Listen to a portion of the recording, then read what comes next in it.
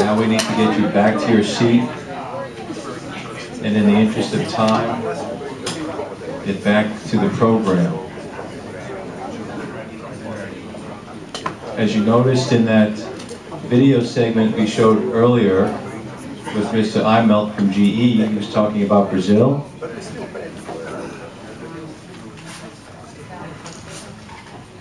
And throughout these types of gatherings, we talk about different emerging destinations. It's tough to talk about emerging destinations without speaking of Brazil. And it's tough for us to speak about Brazil without speaking of Mr. Robert Janssen. How's that? I'll definitely get a dinner out of that. 10 seconds. I think she said 10 seconds. The show this thing is tough. Okay, so we're about to kick off a panel, and if you've been to the Roadshow before, you know how panels work. It's all about interactivity, so it's just as important to rely on you all as our panelists up here. I'm going to pass the baton to you in a moment, Robert, so you're teeing things up. I have to kick things off, but in all seriousness, Robert is our go-to guy for Brazil. When people ask us questions about what's going on in Brazil, we ask Robert, and when I want to go to Brazil, I call Robert. And in both cases, he delivers. So I'm going to pass it to you, buddy. Thank you, Frank. Good afternoon, everyone. I hope that everyone had a nice lunch. It still has left some blood for the brain. Anyways, what we thought we'd do here today is not just give you an overview of Brazil. I have two colleagues I'd like to introduce, like Lauren O'Leary from CIAT and Brian Moynihan from Ecor. Those are two Brazilian companies that are currently doing business in the U.S. as an American corporation for quite some time already. So they're very cued in bridging those cultural alignments in between Brazil and U.S., although there's a lot of similarity. What we'd like to do here today, though, before we go ahead, is talk about a little bit what we see as what we call smart sourcing. And although that term has been coined some time back, we see a bit of change in what it really means today. In 2000, I read a book called Mata Capitalism, wrote by Grady Means and David Schneider. They are change management VPs for Price Waterhouse. And at the core of that book, it said a very key thing that struck out to me was that in the future, organizations would be only queuing on two most important things going forward. One would be brand loyalty, brand equity. And two would be exactly the customer relationship. Because all of the rest, if you could outsource it in a proper way and still providing value, it would release energy so you could take care of the most important things, which is your brand awareness, your brand equity with the market that translates into value, and your customer relationship. Well, coming forward, in 2006, going to a NASCAR event in Mumbai, or should I say Bombaim, which by the way is a Portuguese word if you don't know. Bombaim means Bom Bahia, good bay. That's what the Portuguese said the first time when they set their eyes on the bay in Bombaim. But a CIO for CSC, and CIO was not Chief Information Officer, and yes, Chief Innovation Officer. He mentioned that the two key drivers for organizations going forward would be customer intimacy and thought leadership. And by customer intimacy, he did not mean you needed to know the birthday of the CEO's wife so you could send a birthday card. He did mean that you would actually know about your customer's business more than he actually did. And because you understood more of his business, then he would follow you, which would be your capacity to innovate, your thought leadership. So translating that into a outsourcing maturity matrix, which is not really a maturity matrix, it's just a set of 4 dimensions that we put out here to share with you. And if any of you already know this, good. And since we consider ourselves in Brazil an open source environment, please, this is also an open source session. Anyone like to say something, please raise your hand. We'll give you the microphone after we're done. So looking at this, we say that there's 4 steps. And understanding, and I got a mistypo there, confirming, enabling, and realization. Understanding is really about understanding the environment, understanding the business, being an industry expert, being capable of actually, as an expert, to advocate in behalf of that segment. And because of that, you're perceived as a strategic advisor. At the end of the day, organizations are looking to solve a problem. And they have to trust that you are the best choice to solve that problem. And for you to be perceived as that best choice, there are a set of things that it's very key for him to understand. And a lot of that has to go back and relate, do you know my business? Can you propose something that really will help me be more competitive and gain ground on my competitors? So that, going to the second one, confirming, is to be able then to take that and internally correlate it with governance and processes. The panel chair of our next panel, Vijay, was mentioning about some of the things he would like to discuss with you guys after this session, and a lot has to do with governance as being a key component for our client organizations to understand how to work with vendors. But correlate those governance and processes to problems and solutions and match in-house compatibilities. And we also mentioned about comparative leadership approach, because at the end of the day, you're going to have leadership on both sides, on the client organization and on the vendor side. And if there's no alignment there, you're going to probably have a segregation and not come out with the result that you want at the end of the day. The third dimension, enabling, which going to the leadership again, is establish the leadership tandem. Where does that leadership role, that leadership style on both sides meet and are able to provide value to that particular project or to particular problem solving? If I were to single out a silver bullet in most situations, and what I'm saying now, I was just mentioning to a friend of mine about being global, and by thinking about that, I was made in Japan and then born US, educated in France, raised in Brazil, grandparents on father's side Dutch and German, and on mother's side Swiss and Portuguese. So just by that, there's a combination of 8 there. It's wow, really cool. And I have a hard time communicating with all my cousins around the world, right? Because you're talking about different cultures, different languages. And at the end of the day, the silver bullet is how do you align communication? Because paper is beautiful. It takes anything and everything. But when you roll out the paper to the real world, you're talking about communicating about issues that were not on the paper, and now have to be realigned. And that realignment is all about understanding the same basis of the communication standards each one has. So the only way you're able to build any type of innovation roadmap is if first you got a tandem leadership, and second, they can communicate. And then translate that roadmap into deliverables and into drivers. And the last dimension is realization, is receiving the commitments. We often hear, especially in Brazil, which is a very football prone, and a lot of European folks that I see here also don't understand that. But soccer in Brazil is not a sport, it's a religion. And so we always make analogies with that. And we say, oh yeah, the guy, the employee, the collaborator has to wear the jersey, has to be a team player. Well, we take that further, and actually your collaborator, and we're talking about human resources before, he does not have to wear your jersey, he actually has to wear your skin.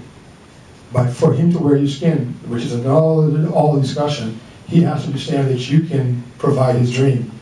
But building power directives and sustainability. So at the end of the day, you want really to bring in that intellectual capital in a commitment format, which is a two-way street. It's only going to be sustainable if he understands that your organization will take him to his dream.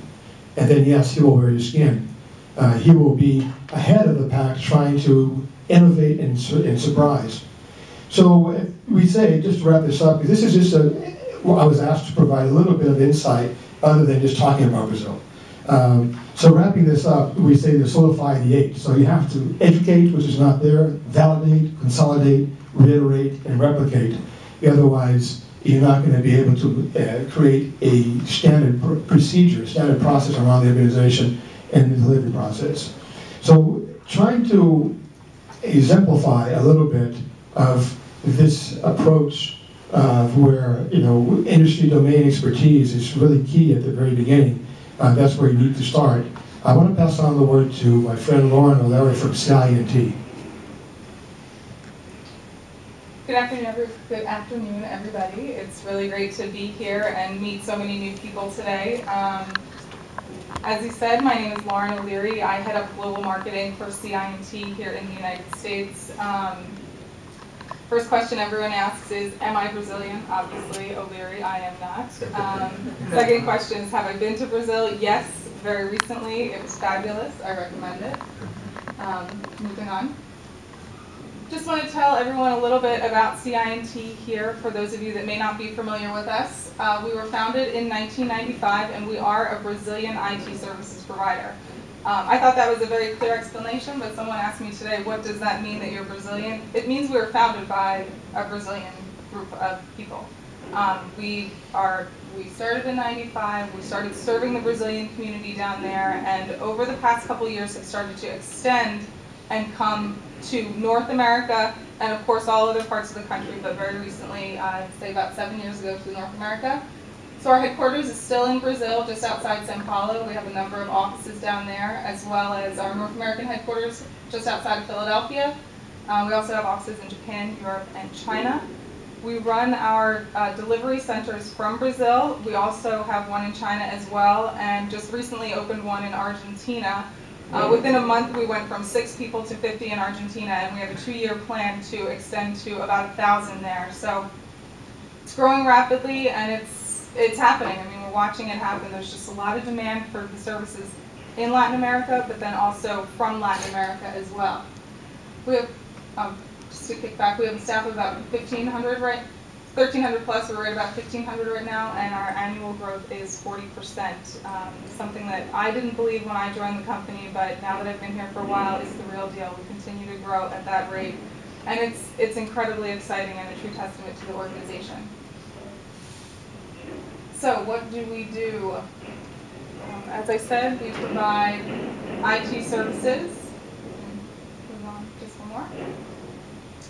We employ agile development methodologies, and we infuse them with lean IT principles, and we always say we deliver value to our customers by eliminating waste and improving quality, speed, and agility. For those of you familiar with the lean the lean methodology, you'll recognize that certainly from the Toyota Way and many other organizations that have implemented lean as well. It's truly embedded into the CINT culture. We look at it in how we approach our client relationships, and then also how we approach CINT as well. I'm on the marketing team, and I operate in sprints, for those of you that are IT people, something that was incredibly new to me, but that's how we do it, and it's certainly embedded in the culture. Next. So, who do we do this for? Some of our clients up here, you can see Coca-Cola, Honda, and MetLife. You can move on. We have just to give you a brief thing, we have a number of clients that are large organizations. Janssen & Janssen is a big client, Pfizer, again, we're with MetLife, Coca-Cola. We also have another arm of the business that really reaches out to the startup community, so we're able to marry the innovation that you might get from that community and bring it back to some of our bigger projects and bigger clients as well, so it's a really nice synergy. Our service offerings, looks like we're mixed up a little bit, but our service offerings are application development and management. We provide mobile solutions, cloud, SAP, and BI, but I will always go back and say our bread and butter is custom application development. And certainly now, everybody wants to talk about mobile, and that is something that we've had some nice business cases that I'm certainly happy to talk to you guys about if anyone has individual questions or interests in those projects. Next. So here's a couple of our logos of clients, so I won't bore you with this. You can certainly check out our website to see that, and then some success cases as well. So we develop people before we develop software. I really think that this sums up CINT. I've been with the organization for just about a year now. This is something that was said to me in my interview, which was ironically, I think, just exactly a year ago. And I said, yeah, okay, I get it. We're worried about who works with us. We care about that. This is so much more and truly defines CINT. We develop people before we develop software. This is something our founder and CEO, Cesar Gon, says, and truly what the company lives by. We look at it from the perspective of building up the individual who works within CI&T to develop their skills, to develop their talents, to develop their leadership, really everything that makes a positive professional. And we look at that first, and from those people comes good software, comes good work. So we start with the person and move to the product. Next.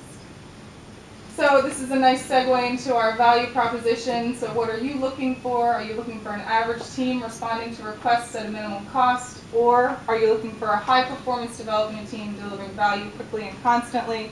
You look at that quote, we develop people before we develop software. I think it's clear we're developing these high-performance teams that in turn can benefit your business. So what makes a high-performance team? There's been so much studies done on this by many people more schooled in it than just Lauren O'Leary here. But first and foremost, talent, skills mastery, and those two things come together. You find the best talent and you retain them, and then develop them and help build their skills. So what do you do with that? You let them be autonomous. You let them figure out what to do. You let them figure out the best solution for the product and do it on their own. Again, a lean frame of mind. This comes back to our corporate culture of lean principles. This is great for problem solving, continuous improvement, and then a shared purpose. Everyone at the company really has the same goals, moves forward at the same pace, and shares in the successes of ourselves and then also of our customers as well. So with that, I will just show you one last picture here. This is, unfortunately, Leonardo Mattiazzi, who runs our practice here in the US, could not be here. But this is his favorite slide, so I told him I would show it to everyone. This is CI&T. These are not models. This is the team. These are people that work with the company. These are some of the developers, members of the marketing team. I am not on there. I knew someone would ask that maybe in the next round. But so when you engage with CI&T, this is who you engage with, the actual people, not just the product. Okay. Brian? Yeah, connect with me. I can get you my card later. I don't even think we need the microphone. Excellent. So you go from O'Leary to Moynihan.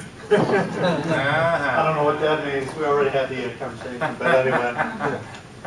Lauren, that's great. So where we're a little different, and maybe I'll take a little different angle on it, is that Lauren's company, based in Brazil, 1,300, up to 1,500 now. eCore, we're at about 150. I started with the company 2 years ago, and I met Robert not long after that. So we get along pretty well because I'm on Mach 2, except I don't make it over to Asia. I'm basically Europe and here in the US. But anyway, I was hired 2 years ago to help eCore drive business here in the US. To Lauren's point earlier, if you know about Brazil, you know it's a very robust economy, right? So our company eCore was based back in 1999. Something got mudded up there, but that's okay. Back in 1999, but actually as a training company. And as we began to grow down in Brazil, out of Porto Alegre, which is actually down south here. So you've got Sao Paulo and Rio de Janeiro here. We would be down in Porto Alegre. It's more in Brazil. It's more equivalent to a Tampa here in the U.S.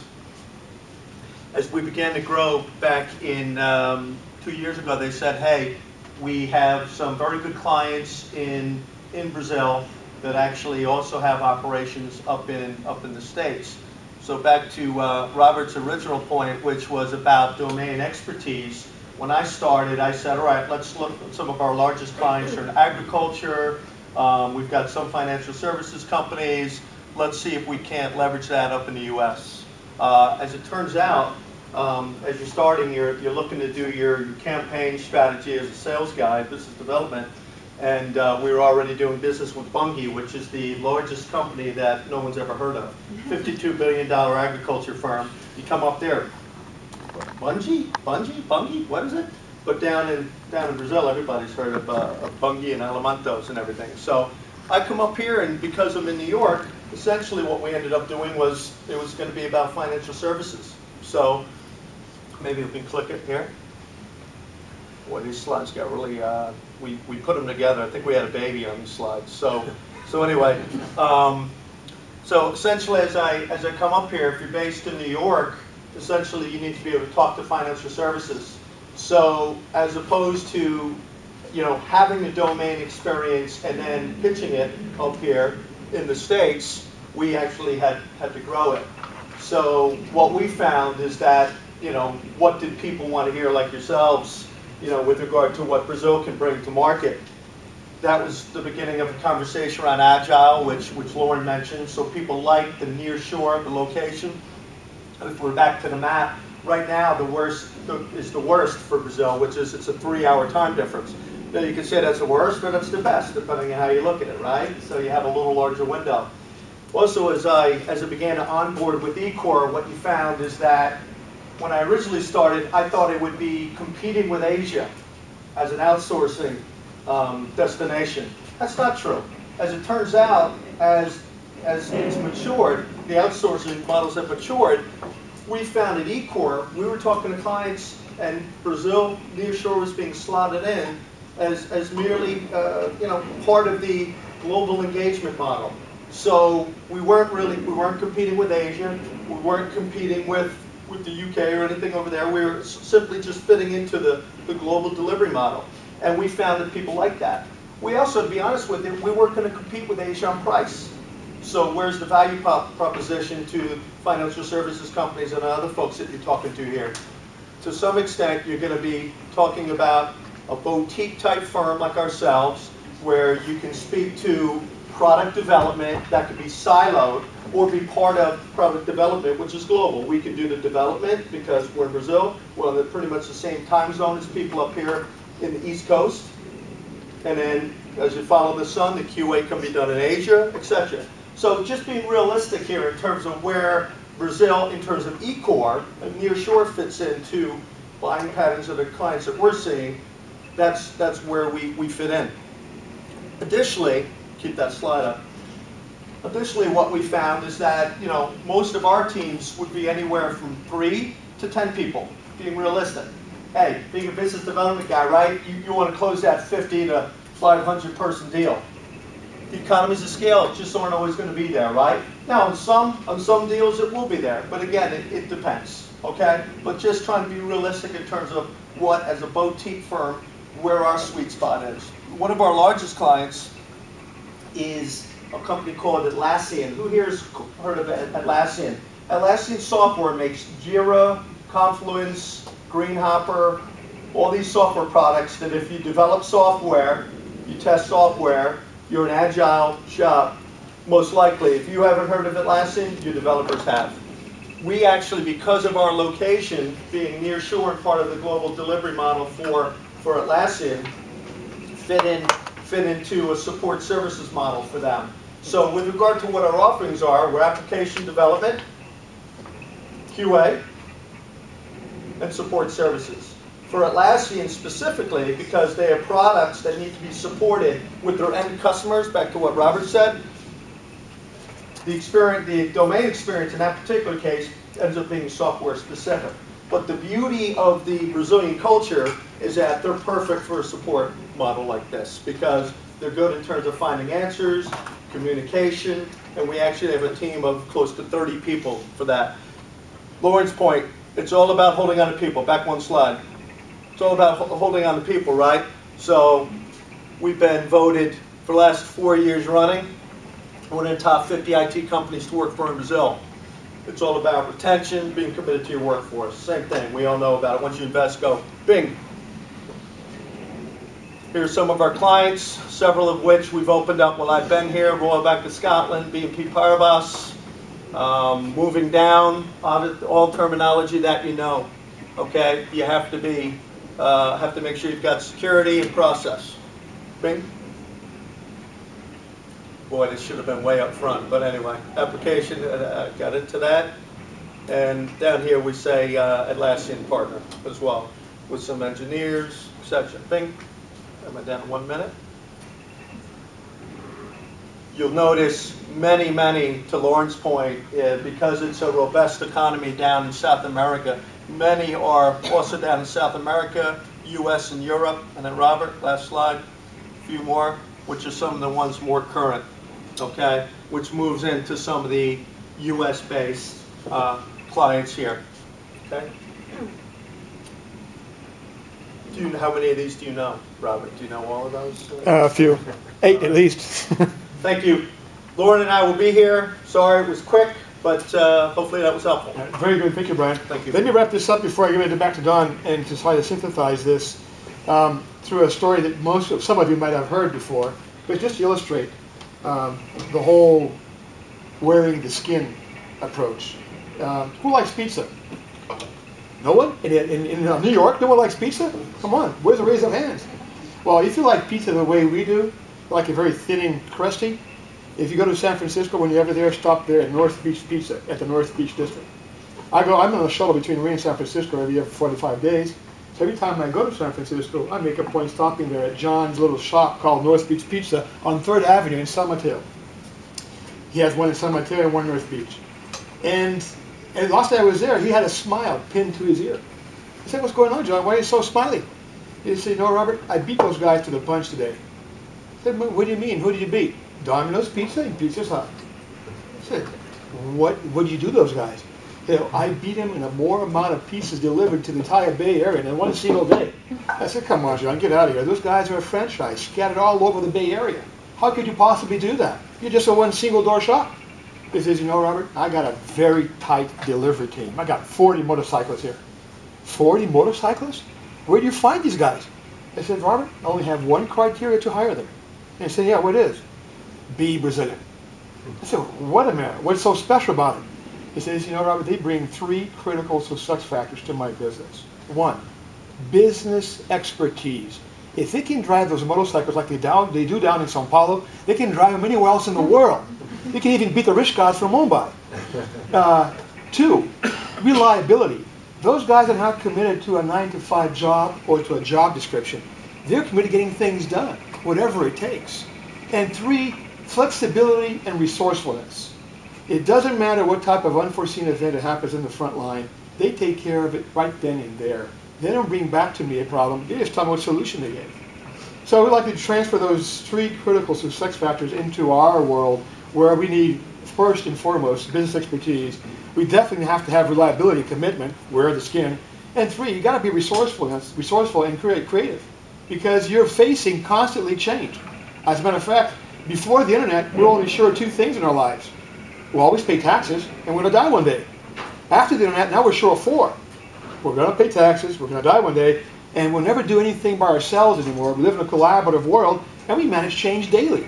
It's not monthly or yearly. So we just want to wrap this up, pass it over to Don. We got another panel coming up. Thank you very much.